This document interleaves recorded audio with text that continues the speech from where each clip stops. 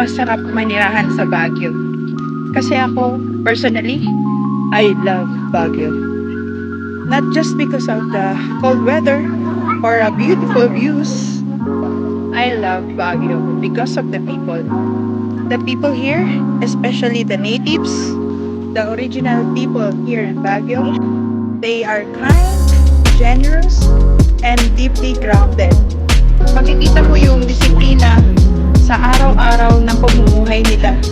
At makikita mo sa kanila ang respeto sa kapwa, respeto sa kalikasan, at lalong-lalo na respeto sa Diyos.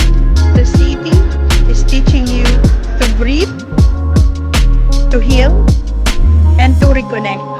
Yes, reconnect to yourself, with others, and especially with the Lord. Baguio is just not to stay. Look around. You see? Baguio is the place to stay and to relax. It is also a place to shape your character and also to strengthen your faith.